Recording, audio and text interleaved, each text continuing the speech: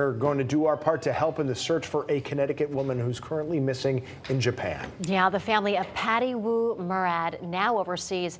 They're doing everything they can to bring Patty back home safely. Patty was hiking in Japan's Kamano-Koto Trail earlier this month when local authorities reported her missing back on April 10th after she never reached a checkpoint in her hike. Now, her family says the U.S. Embassy notified them on April 14th.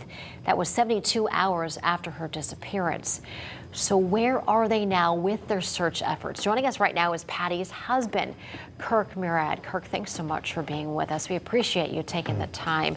Now, you are in Japan right now, continuing to search, trying to get as much information on where Patty could be. So where is the search right now? Well, thanks for having me on. I appreciate your time.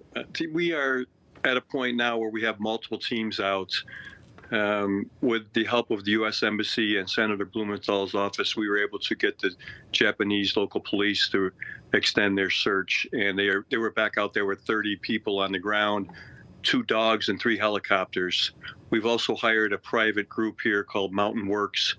They are phenomenal. They haven't found her yet, but I think they're confident that they can.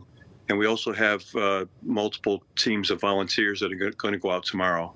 So I like to refer to this as our full court press. We're really trying to get this done now. And of course, we will do whatever we can to help you. Of course, one of the options that at least had to be considered was that this was a hiking accident. But our understanding is Patty's experienced and was a meticulous planner. There's no reason at this point to believe that she fell somewhere, correct? Right. Well, we're leaving everything open. My son and myself and a family friend hiked the trail to see, I wanted to get a lay of the land. And my wife and I have done many more difficult trails than this. And there's not a lot of places to stop and take pictures. It's a very wooded area. Nice, it's a nice walk in the woods, basically.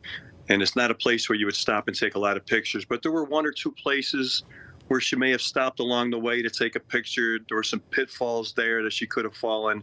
And we've had those places checked out by our search and rescue squad. But again, it's not a very difficult trail because, like you said, she's a very meticulous planner. She's watched every YouTube channel known to mankind on this trail and what the pitfalls are, how to pack, what to wear, what the weather would be like. So she was ready. I know that my mountain crew is saying that we're looking at an incident rather than an accident. In other words, maybe foul play, maybe washed away in a river, maybe she did fall somewhere that they haven't found yet. But we're still confident that we're going to find her, and we're going to pull out all the stops, do whatever we have to do. Mm-hmm. Now, while the efforts continue, how are you and your family dealing with this situation? I mean, obviously you're very focused on the search and bringing Patty home, but it has to be very difficult to continue on. Yeah, I'm not going to lie. It's not easy.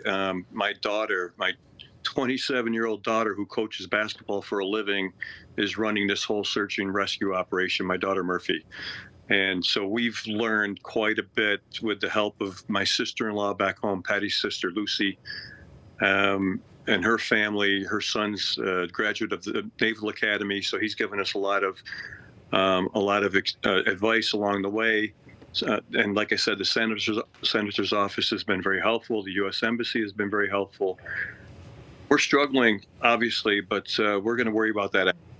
Well, let's do what we can. I want to make sure our last question is about a GoFundMe page so people here who are watching can help you and support your search. What do people need to know about that? Yes, our GoFundMe page is up. It's called Help Find Patty, and we're almost near our goal. I think what we're finding is we're probably going to need more than what we have at our goal, but anything you can contribute is appreciated. We've had some volunteers come over, but the volunteers just want us to pay for their lodging and their flights, and that can be pricey. But every little bit helps, and we appreciate it. Well, Kirk, thanks so much for taking the time to talk to us. We know you're busy and you're hyper-focused on bringing Patty home. And, of course, we are supporting you all the way. Our hearts are with you, Kirk. Thank you.